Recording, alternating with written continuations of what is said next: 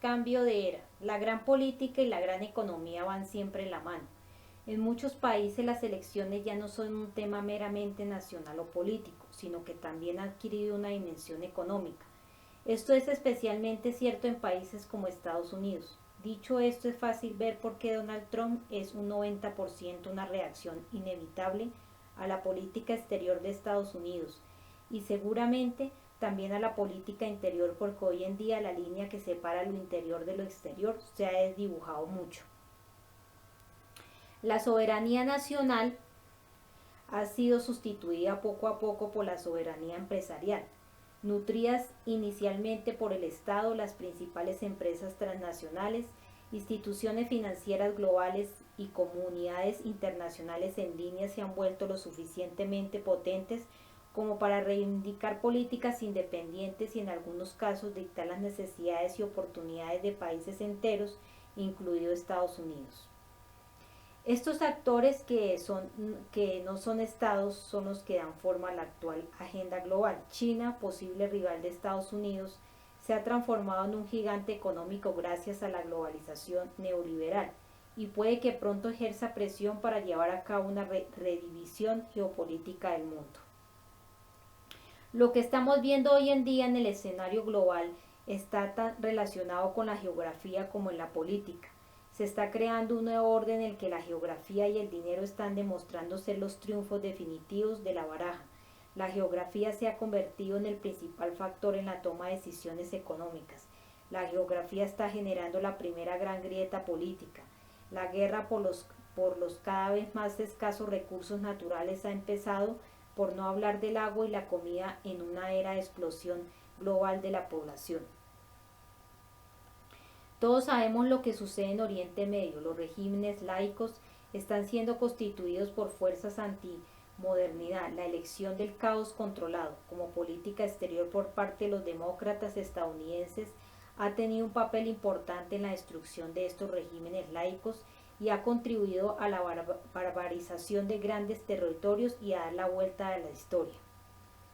Históricamente ha habido dos grandes tipos de ciclos en Estados Unidos: periodos de expansionismo habitualmente dirigidos por demócratas como Wilson, Roosevelt, Truman o John F. Kennedy, seguidos de periodos introspectivos con republicanos al mando. Con la excepción de George Bush hijo, la elección de Trump es la respuesta a la política expansionista, la necesidad de recuperar algo del espacio para respirar y centrarse en los temas nacionales. Primero Estados Unidos para dar un paso adelante y convertirse en un faro para el resto del mundo, como dijo Trump en su discurso de investidura. Estados Unidos necesita tomarse un descanso, necesita volver a centrarse, reunir fuerzas y realinear sus recursos. La gran pregunta: ¿cuándo se llevarán a cabo estos cambios inevitables? Dicho esto, el giro de Estados Unidos para centrarse en temas nacionales es temporal. Se espera que estos problemas internos se resuelvan a costa de inversores y factores extranjeros. Por eso se ha prestado tanta atención a Rusia, China, Irán y el mercado del petróleo. Por eso la inmigración es un tema tan candente, así como el ISIS. Creo que Estados Unidos seguirá reafirmando su posición, pero por otros medios. Intentará mirar a la Unión Europea y China. Por supuesto, hay que tener en cuenta el nuevo orden global social y tecnológico emergente, que puede tener un gran impacto en todo Estados Unidos y en la economía mundial en su conjunto. Esto ha sido así desde que la historia moderna sustituyó a la medieval, en el momento en que se pusieron en pie las instituciones que distinguen por sí mismas una era de la otra. Esto sucedió en 1439 con el Concilio de Florencia. ¿Cuáles eran esas nuevas instituciones?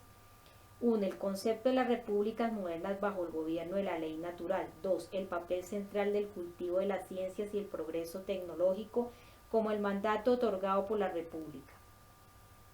Estas dos ideas representan un argumento crucial. Su existencia como institución en cualquier punto de Europa cambió a todo el continente. ¿Por qué? Porque estos cambios incrementaron la proporción de desarrollo per cápita y por kilómetro cuadrado de la humanidad respecto a la naturaleza. Así que ninguna nación podía permitirse no progresar, no desarrollarse por medio de ser dejada inevitablemente atrás. Esto es lo que se encuentra tras el feroz conflicto de los últimos 580 años. entre las fuerzas que representan la cultura clásica de Solón, Sócrates y Platón, contra las fuerzas que representan el mal dirigido desde Venecia y sus lacayos modernos, representados por el Estado profundo y las élites supranacionales. Cualquier innovación tecnológica tiene un impacto internacional directo, sin embargo la prevalencia de la capacidad de pago sobre factores productivos acelerará sin duda el proceso de regionalización del mundo. Es una forma de poner puertas a la globalización como manera de restringir el acceso a la competencia. La tendencia a construir esas zonas económicas, corporativas y exclusivas no es nueva. Estamos hablando de los denominados estados corporativos. Estas zonas exclusivas se están haciendo cada vez mayores y absorbiendo cada vez a más países. Recientemente, un investigador senior de la Nueva America Foundation publicó un artículo sobre el milagro de un futuro sin estados. Según él, estamos volviendo al periodo medieval. En 2030 veremos una nueva Edad Media dominada por paraestados y zonas de economía libre. Será un mundo de ciudades principalmente portuarias, que tendrán un papel en el intercambio comercial global, sin ningún centro de control único. Solo el 10% de la población tendrá la suerte de vivir en este bonito y radiante mundo nuevo, mientras que el resto quedará relegado a una existencia bárbara y arcaica. Todos tenemos que ser conscientes de esto, pero ¿por qué Trump? Estados Unidos debe concebirse no como un frente unido, sino como una muñeca rusa que contiene al menos 3 Estados Unidos distintos. La primera capa es el Estados Unidos de Wall Street, la burocracia de Washington, Chicago, Hollywood y Silicon Valley. Es el 1% de Estados Unidos. El Estados Unidos de la prensa escrita, los fondos especulativos, las aseguradoras, etc. Venden humo en un Estados Unidos que presta a otros y está representado por Hillary Clinton. Por eso su campaña fue tan dura, por eso jugaba la defensiva. La economía del mundo real, incluido el sector servicios, acapara 80 billones de dólares, mientras que el mercado financiero global representa 800 billones de dólares y si tienen en cuenta los derivados, la cifra asciende a 1.500 billones de dólares de fraude organizado. En el futuro alguien va a tener que pagar por estas transgresiones. El grupo de Clinton espera que no sean ellos. Pero ¿cómo pasas el tema sin asumir tus responsabilidades? Esta es una nueva lucha que vale la pena y este 1% está dispuesto a llevarla hasta sus últimas consecuencias. Después está el segundo Estados Unidos, que es el postindustrial o corporativo. Apoya la producción y las empresas transnacionales nacidas de la segunda revolución industrial. Trump se convirtió en su voz, pero aún más importante para nosotros es un matrimonio de industrias de la energía, el petróleo y los sectores militares con el de los servicios y la construcción. Sin embargo, Trump nunca habría ganado si el tercer Estados Unidos no lo hubiera apoyado, al menos de momento, pero quizá también con cierta visión de futuro. Es el Estados Unidos de la alta tecnología, es el Estados Unidos del conocimiento, de los intelectuales, de las nuevas tecnologías y de las comunicaciones que han emergido en los últimos 40 años. En el escenario global, Trump se ha convertido en símbolo y portavoz de aquellas fuerzas que no están preparadas para sacrificar estados, unidos a los planes globales y que los esquivarán en nombre de la ideología de primero Estados Unidos. Esta idea representa un cambio radical en el equilibrio de fuerzas en el terreno de juego global y en consecuencia un cambio en la dirección en la que está yendo la humanidad. Este es un tema que preocupa a escala universal. Somos testigos de un proceso mediante el cual el mundo entra en una nueva era, una era marcada por el deseo de liberación nacional, de sociedades separadas por fronteras y costumbres estatales que van en contra de un enemigo común, la dominación destructiva de la clase gobernante global en un contexto de derrumbe social inminente debido a la agresión de los especuladores globales de mente liberal. El nuevo mundo con diversidad de poderes que nos acecha no será nada benevolente, será horrible, estará lleno de conflictos y se parecerá al periodo entre las dos guerrillas mundiales, con su feroz nerviosismo del todos contra todos, que permitió formar las fantasmagóricas alianzas de la Segunda Guerra Mundial, que llevaron por ejemplo a Polonia y Alemania a luchar contra Checoslovaquia y la Unión Soviética. ¿Cuál es la solución? estamos ante la materialización de la amenaza real, la creencia enquistada en que debemos observar a los dioses de los principales medios de comunicación corporativos en busca de la verdad y el significado y arrodillarnos como comulgantes neófitos ante las catedrales tecnoteatrales como acólitos de las prácticas de un brujo. El hombre moderno sigue siendo religioso incluso en nuestra era gobernada por la ciencia. Lo único que ha hecho ha sido cambiar sus antiguos sacerdotes y dioses por unos nuevos, y en este libro voy a descifrar quiénes son y cómo ha sucedido esto. Daniel Stulin, Toronto, 21 de junio de 2017. Parte primera, Donald Trump, presidente de Estados Unidos. Capítulo 1. La insurrección. El principal conflicto de nuestro tiempo es el relacionado con la guerra y la paz. Durante 16 años, bajo los mandatos de George Bush y Barack Obama, Estados Unidos ha estado en guerra, una guerra colonial permanente que ha incluido cambios de régimen, revoluciones de colores, matanzas masivas con drones y asesinatos. Después, sobre todo durante el gobierno de Obama, hemos sido testigos de una gran escalada hacia el enfrentamiento militar estratégico contra Rusia y China. Donald Trump no es un presidente republicano, hizo campaña de manera individual, desafió a 16 candidatos en las primarias de los republicanos, la mayoría de ellos ligados a la administración Bush anterior. En las elecciones no solo compitió contra Hillary Clinton, sino también contra la facción pro-guerra, profundamente arraigada del Partido Republicano. Se enfrentó a los 8 años de Barack Obama, pero también a las políticas y a las opiniones del régimen Bush-Cheney. Si uno observa la infame alianza que intenta derrumbar en estos momentos a la administración Trump, esta incluye el ya exdirector del FBI James Comey I, al exdirector de la CIA John Brennan y a otros elementos turbios de la inteligencia. También encontramos al recaudador del Partido Demócrata George Soros y a destacados miembros del Congreso Demócrata como el senador Charles Schumer. La alianza incluye también al ex vicepresidente Dick Cheney y a senadores republicanos como John McCain y Lindsey Graham, y a otra gentuza neocon que ha quedado de la administración Bush.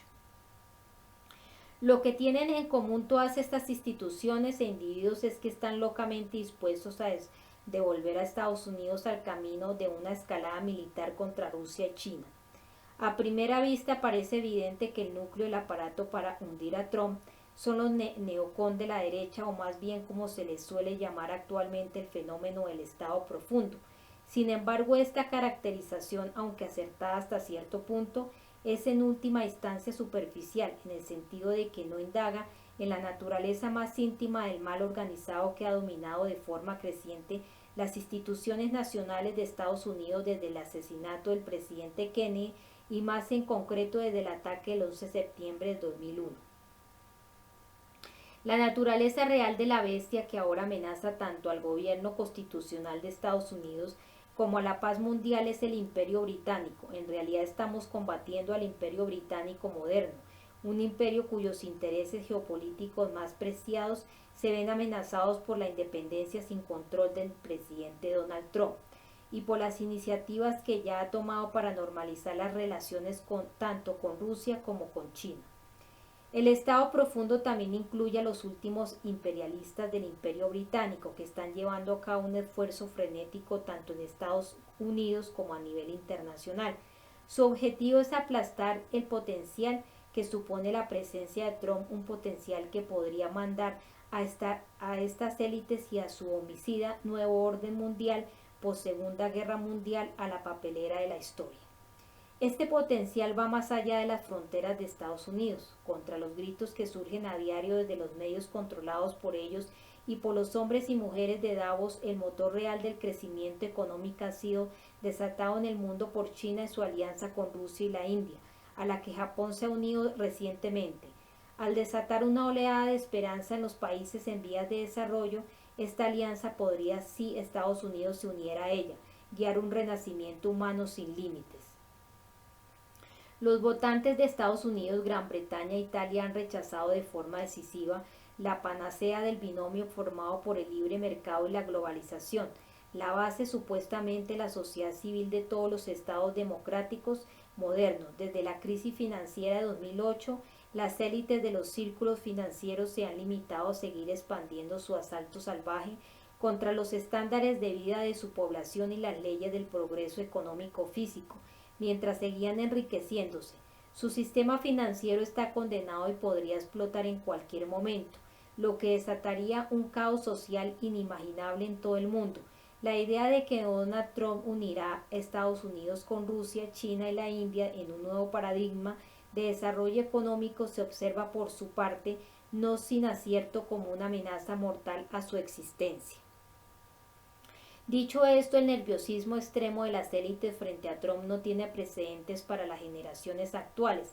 En pocas palabras, los imperialistas británicos han amenazado abiertamente con matar a Trump y con ir a la guerra contra lo que ellos ven como la amenaza creciente que China, Rusia, la India y Japón suponen para Eurasia.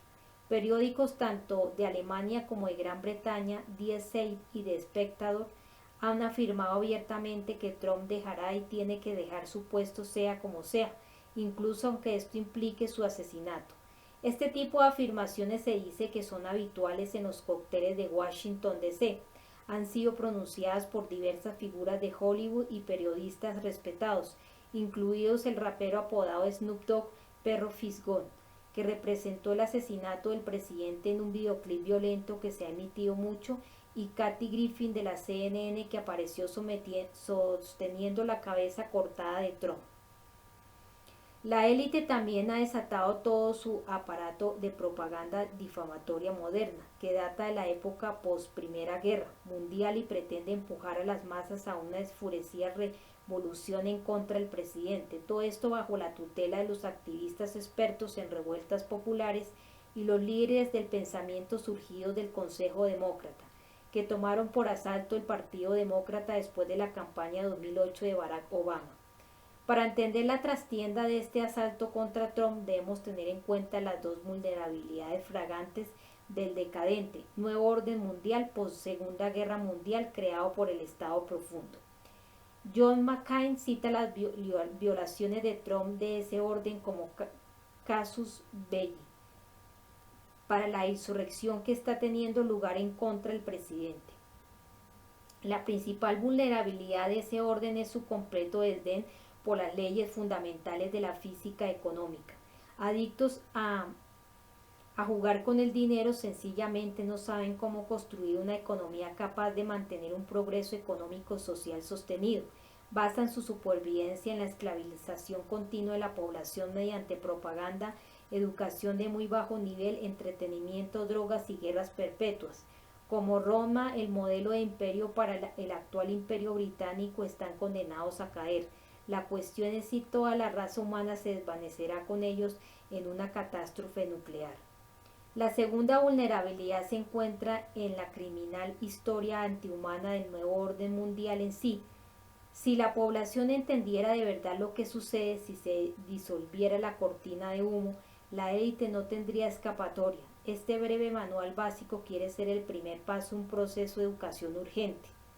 El presidente Trump y el Estado Profundo, alias el Imperio Británico Moderno, la página web de opinión y difusión de noticias Breitbart, ha estado publicando una serie de artículos irónicos bajo el título Virgil, con actos de la permanente campaña contra Trump llevada a cabo por el Estado Profundo.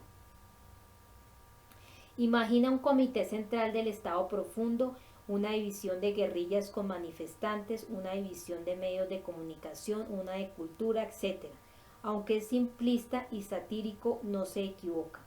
El Estado Profundo, tal y como lo definen quienes realmente acuñaron el término, es la entidad post-Segunda Guerra Mundial, consistente en los bancos y despachos de abogados de Wall Street y Londres, y las agencias estatales y de inteligencia creadas y dotadas de personal por ellos, y los medios de comunicación, fundaciones de think tanks controlados por ellos, una estructura que intersecciona con el crimen organizado y algunos políticos patrocinados, genera en la sociedad sucesos profundos y desestabilizadores a nivel universal, como el asesinato de John F. Kennedy, de los que aparentemente sale ileso.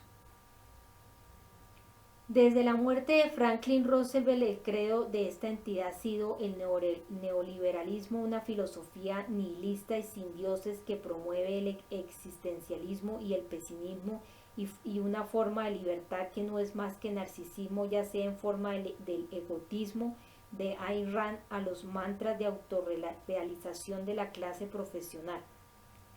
Después de haber matado a Dios, se supone que reina el azaroso, libre mercado, que determina los asuntos de los seres humanos, busca fronteras abiertas de manera que la mano de obra pueda tener los salarios más bajos posibles y el libre mercado para que los bienes puedan producirse al menor precio sin tener en cuenta el desarrollo económico ni laboral.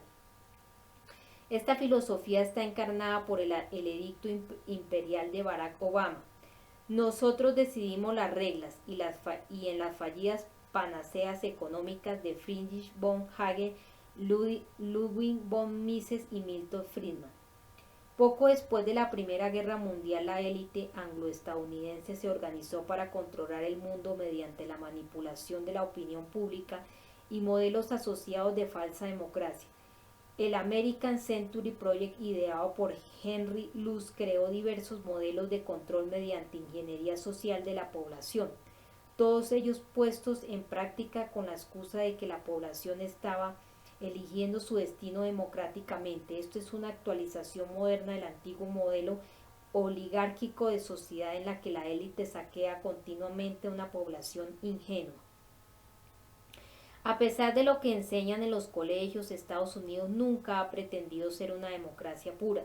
Los padres fundadores del país atacaban esa idea y la veían como poco más que la dictadura de las masas, las mismas masas que habían visto manipular repetidamente al Imperio Británico.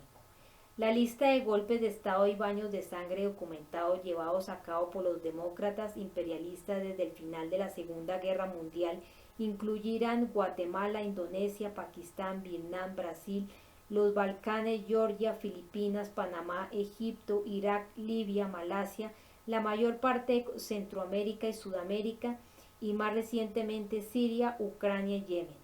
Ahora mismo Yemen está recibiendo el tratamiento completo, un genocidio horrible, una austeridad implacable y bombardeos para devolver al país al estado más primitivo de sociedad. Todo el continente africano ha sido el escenario de una guerra genocida similar, con saqueo de materias primas y niños soldados implicados en las matanzas. Las economías de México, Centroamérica y la mayor parte de Sudamérica se han convertido en pueblos donde se fabrica con mano de obra barata, aislada y subcontratada, rodeados por una infraestructura de producción y transporte de drogas. Los beneficios que se derivan sirven para alimentar el esquema Ponzi conocido como Wall Street y la City londinense. Numerosos líderes políticos han sido asesinados. La lista incluye a Patrice Lumumba, Aldo Moro, Indira Gandhi, Salvador Allende, John F. Kennedy, Roberto Kennedy, Martin Luther King y Malcolm X. Han asesinado banqueros pro desarrollo como el alemán Alfred Harrison, que desafió abiertamente los regímenes del crecimiento cero y austeridad del Fondo Monetario Internacional y del Banco Mundial. El pecado de Donald Trump ha sido surgir retorciéndose en contra de ideas que la élite ha puesto en práctica a diario, desde la muerte de Franklin Roosevelt el 12 de abril de 1945 y que han sido establecidas como la ortodoxia estadounidense oficial. No crean la falsa simpatía ni la indignación al respecto de los refugiados. Han sido las bombas del Estado Profundo y sus grupos patrocinados de terroristas y traficantes de drogas quienes han creado la crisis de los refugiados, y los críticos con Trump no abrieron la boca mientras miles morían en el Mediterráneo o eran asesinados por los carteles de la droga en Centroamérica. No creáis su indignación orquestada al respecto de la raza. Las ciudades estadounidenses y los suburbios que las rodean llevan décadas segregadas de manera estable y cuadriculada. La raza no es más que una carta más en el cínico juego de esta gente, una carta con la que jugar. Bill Clinton, Barack Obama y su consejo demócrata, impulsado por el senador del abandonado a su suerte Daniel Patrick Moynihan, no están en posición de quejarse sobre el racismo oportunista De hecho, en nombre a su encargo de crecimiento de población cero, la élite ha asesinado y sacrificado a pueblos enteros durante casi un siglo. Donald Trump cometió su pecado capital cuando dijo que estaba abierto a negociar con la Rusia de Putin y comparó negativamente el fuerte liderazgo de este con las debilidades de Barack Obama. Lo empeoró defendiendo el sistema de naciones soberanas frente a la idea de un mundo globalizado con un gobierno único. Unió la idea de hundimiento económico con la de hundimiento cultural, declaró la guerra a las drogas y al papel de los bancos de Wall Street como facilitadores del blanqueo de capitales. También apoyó la separación bancaria de Glass-Steagall, lo que pondría fin a la economía de casino de la élite. Habló sobre avances científicos, volver a explorar el espacio y vencer enfermedades. Entonces, el 20 y el 21 de marzo del 2017, Trump cometió la peor ofensa de todas al abrazar directamente el sistema estadounidense de política económica, el tipo de economía que de verdad puso en pie Estados Unidos y que la élite pensaba que había sustituido completamente por su libre mercado y el nuevo orden mundial global. Trump también heredó a los políticos corruptos y financiados por Wall Street de ambos partidos, que escupen políticas económicas británicas fallidas, ya sean estas las del apadrinado británico Milton Friedman o las del apologista del imperio británico John Maynard Keynes. Los modelos, aunque divergentes en apariencia, acaban en el mismo sitio, crecientemente negativo la población maltusiano, índice de la productividad humana descendentes y el control imperial de la población mediante la cultura. Estas ideas monetarias extranjeras no tienen nada que ver con crear el desarrollo sostenido de la economía física y el desarrollo de los poderes productivos del trabajo. Las preocupaciones de Alexander Hamilton y actualmente las de los chinos con su gran iniciativa del cinturón y ruta de la seda. Para ganar, el presidente tiene que eliminar completamente el tablero a la élite demoníaca de Washington. No hay dinero para construir un programa de infraestructuras que de verdad pueda crear puestos de trabajo y reiniciar la economía bajo los axiomas bancarios y presupuestarios predominantes. Es más, el polvorín que supone la burbuja económica de Wall Street y Londres puede explotar en cualquier momento. Glass-Steagall debe estar en funcionamiento antes de que esto suceda. Al mismo tiempo, los restos de Bush y Obama, junto con Londres y sus aliados de la OTAN, siguen su carrera bélica con Rusia y son las insinuaciones de paz del presidente las que le han convertido en el principal objetivo de la histeria marcatista actual. Sea lo que sea de lo que se acusa a los rusos de haber hecho en las elecciones estadounidenses, es peccata minuta en comparación con lo que ha hecho Estados Unidos mediante Soros y la Fundación Nacional para la Democracia, NED, por sus siglas en inglés, al orquestar cambios de régimen en un país tras otro por todo el mundo, todo en nombre de las elecciones libres. Las técnicas empleadas en estas revoluciones, la imagen malvada, monstruosa y caricaturesca, el objetivo, el uso de distintos colores y otros símbolos para unificar a una población cuya ira se centra en un objetivo, la propaganda incitadora las 24 horas en los medios de comunicación bajo su control y la completa ausencia de un programa político real o un liderazgo alternativo al del objetivo, dado que tanto la sucesión como el programa se están acabando de hacer en Washington o Londres, se muestran ahora con claridad en contra del presidente Trump. Los rusos han aterrizado, vaya, vuelven a ser los británicos, según la narrativa que pronuncian los medios a la población estadounidense hacia junio de 2016, 2 semanas después de que Donald Trump fuera declarado candidato republicano. El Comité Nacional Demócrata descubrió que sus ordenadores habían sufrido un ataque informático. Este avisó inmediatamente a una empresa privada, CrowdStrike, que declaró que el origen de los ataques era ruso, en concreto entidades estatales rusas. El 22 de julio, poco antes de la convención del Partido Demócrata, Wikileaks publicó documentos internos del Comité Nacional Demócrata que mostraban que dicho comité estaba conspirando para destruir la candidatura del rival de Clinton, Bernie Sanders, la presidente del CND, En la época de Barack Obama, Debbie Wasserman Schultz se vio obligada a dimitir a raíz del escándalo, junto a otros empleados del comité. En octubre, Wikileaks publicó los correos electrónicos de John Podesta, el director de campaña de Hillary Clinton y líder del Center for American Progress, la fábrica de ideas de la administración Obama. Los correos electrónicos de Podesta profundizaban en los serviles discursos de Hillary Clinton en Wall Street y los asquerosos pactos financieros de la Fundación Clinton. También mostraban que Donna Brazile, una comentarista de la CNN y entonces vicepresidenta del Partido Demócrata, que también es una criatura de la ND, ayudó a Hillary a hacer trampas en los debates presidenciales promovidos por la CNN, pasándole las preguntas de antemano. Existen unas cuantas anomalías que flotan bajo la superficie de la narrativa oficial de los medios de comunicación al respecto del presunto ataque informático ruso. Nunca se ha podido establecer que lo que sucedió en el Comité Nacional Demócrata CND o en la cuenta de Gmail de John Podesta tuviera nada que ver con las filtraciones incriminatorias de Wikileaks. CrowdStrike está dirigida por un inmigrante ruso y violento anti-Putin, Dmitry Alperovich, de Atlantic Council, y un tal George Kurz. Kurz es un veterano de la seguridad informática que fundó CrowdStrike como proyecto especial de una entidad en la que el Estado profundo lleva tiempo invirtiendo, conocida como Walter Pincus. CrowdStrike tiene múltiples contratos de seguridad con agencias de inteligencia de Estados Unidos y de otros países. El CND rehusó que el FBI examinara los ordenadores atacados y confió únicamente en CrowdStrike para las conclusiones forenses.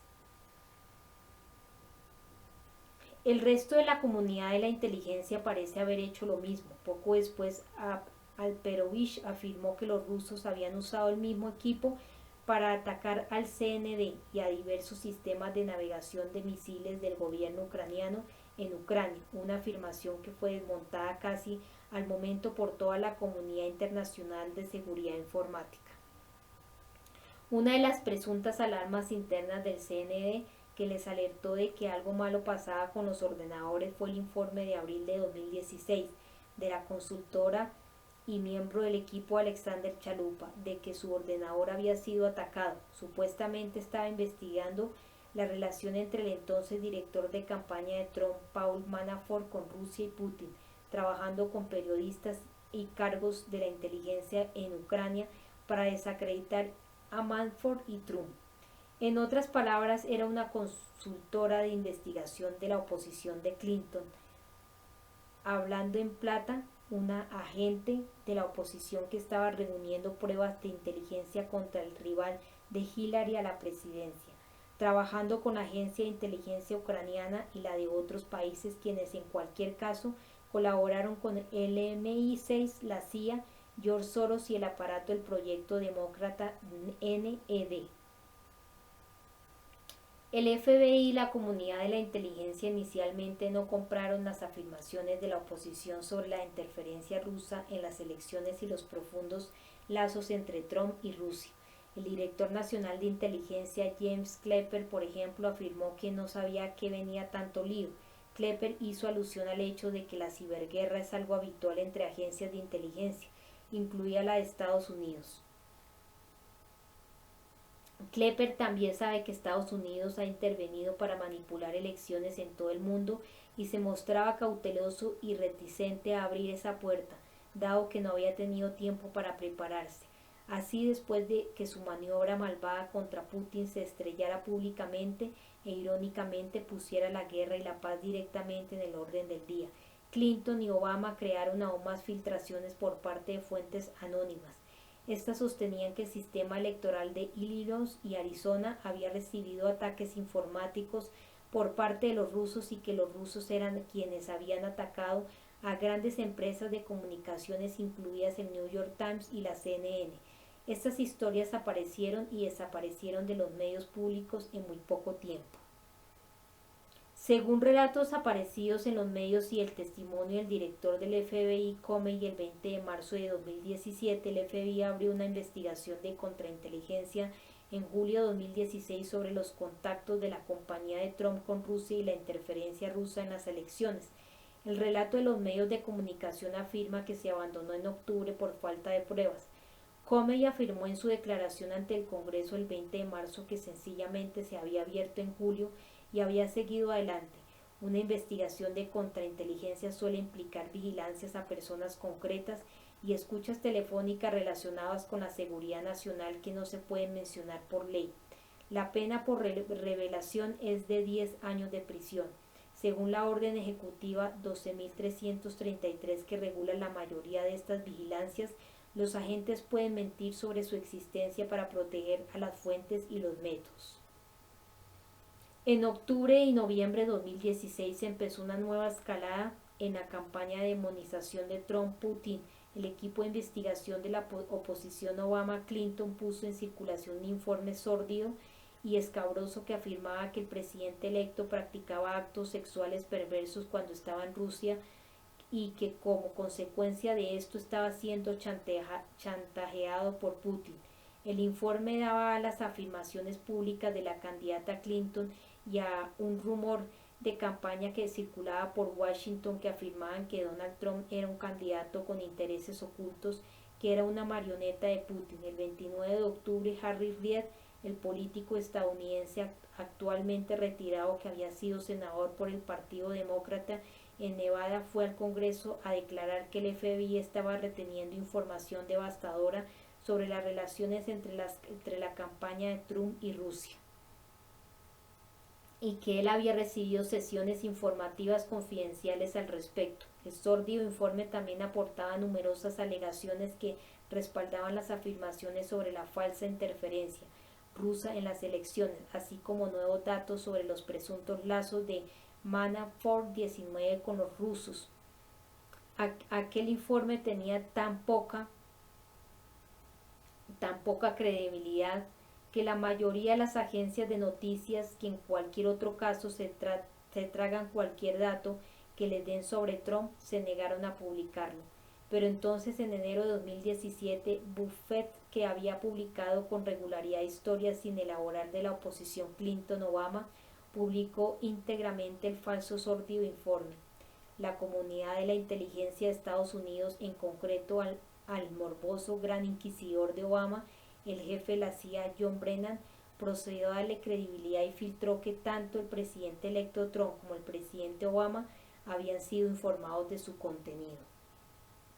El autor del sórdido informe fue Christopher Steele, un ex agente de la inteligencia británica, quien, según informó The Guardian, había dirigido el departamento sobre Rusia del MI6 y ahora había sido contratado por el equipo de Clinton. Por lo tanto, el esfuerzo por deslegitimizar la presencia de Trump surgía de los más altos niveles de la inteligencia angloestadounidense. Los autores de innumerables golpes de Estado y asesinatos políticos.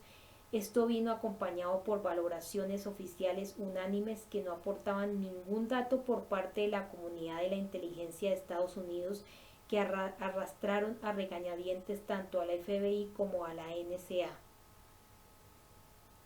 Estas afirmaban que Putin había dirigido personalmente la campaña de ataques informáticos para interferir en las elecciones e inclinarla del lado del Trump. En lugar de proporcionar hechos que respaldaran esta afirmación, el apéndice del informe oficial, en un ataque, las agencias de noticias rusias, en concreto a RT.com, por su exitosa campaña de propaganda en Estados Unidos. Como veremos, esta forma de señalar culpables, que tan marcatista y sencillamente rara pareció en su momento, no fue para nada casual. Los demócratas en las cadenas de noticias y los republicanos del Senado, liderados por McCain y Graham, se volvieron locos y empezaron a solicitar fiscales especiales e investigaciones en el Congreso. Mientras bromeaban sobre que la caída era inevitable, el senador demócrata Mark Warner, con voz temblorosa y con el aspecto de adolescente crecidito que tiene, que es lo que es, declaró solemnemente que investigar y ahondar en estas afirmaciones era lo más importante que había hecho en su vida.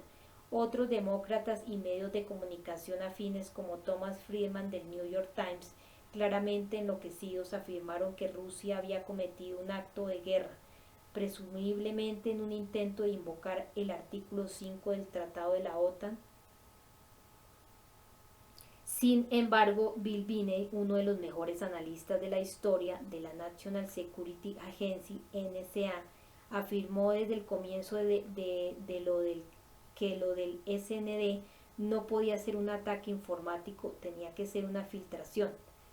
Un ataque informático afecta a toda la red. A los rusos se les acusa de entrar en los correos electrónicos del CND y también de sacar a la luz los correos electrónicos de Podesta, pero Binney dice estas son las diapositivas de Edward Snowden sacó a la luz y estos son los puntos de rastreo, los mecanismos de rastreo y hay cientos de ellos en la red, así que todo lo que pasa por la red sabe dónde empieza y dónde acaba, todo, así que si hubiera habido ataque la NSA lo habría sabido, la NSA lo sabe todo.